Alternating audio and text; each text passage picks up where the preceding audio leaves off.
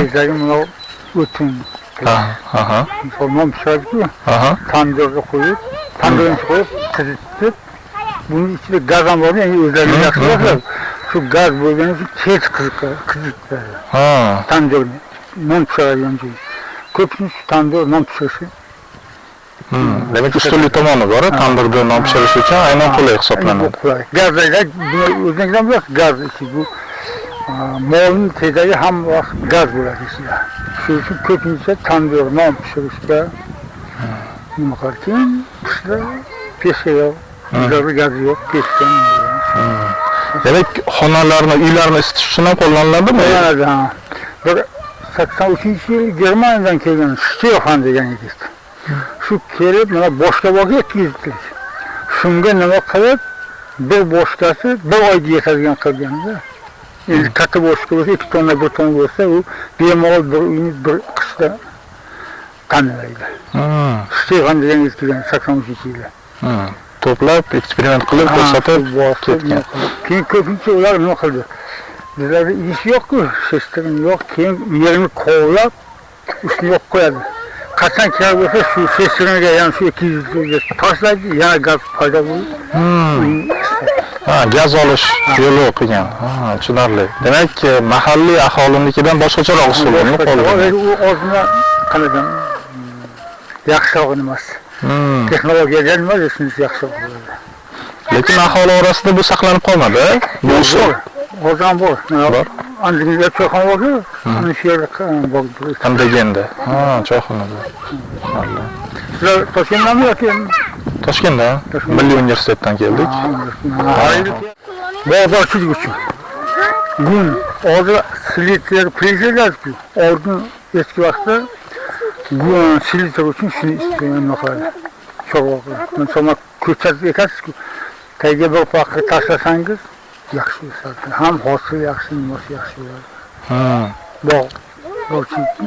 Bog'dorchiligingizda o'tin shunda yetishmaganligi uchun bundan foydalanasizlarmi? Tandirda ko'pincha o'tin non pishirishda. O'tin nega yetishmaydi? Yo'q o'tin. O'tin bor. Mana shunday tog'dan yog'ib zaparenik. Qo'ymaydi. Mumkin emas, lekin qo'rqona hududi bo'lmaydi. To'g'ri. Tushunarli. Bu tayyorlash qancha vaqt oladi taxminan?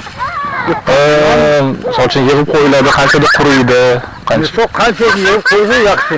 Gaz ko'poniga chiqadi, keyin chiqadi bo'lsa, shuni olib yana shu, ya'ni sesini bo'g'ib, yo'q shunga yo'q, 200 lik tashlaydi. Hozir bu yerda qo'yilganda bu sisternaga tashalmaydi-ku, bu to'g'rimi? Bu quruqligicha ishlatiladi. Bu shu tandirga. Tandirga. Non pishirishga.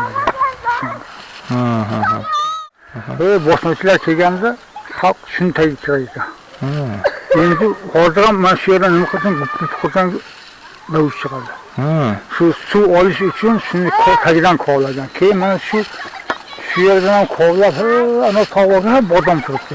Bodom yuqorida. Navlardan bir soycha boshida. Shu yerda ham og'ir bor. Endi eskilarni aytsa, bobolarimizdan eshitganingizni ko'zdan ko'rdim. Mana shuni tagidan kelib suv olib ketadi. Misol bosmachi degan hozir Germaniya boshida janjal qilyapti. Shunga o'xshab bosmachilar kelgan qazoqlarni Chimkentda. Yov hujum qilgan deyishadi. Bu yerdan qalachi bo'lgan. U yoqdan qalachi, 3 qalachi bo'lgan. Misol siz yov kelyapsiz askarlaringiz bilan.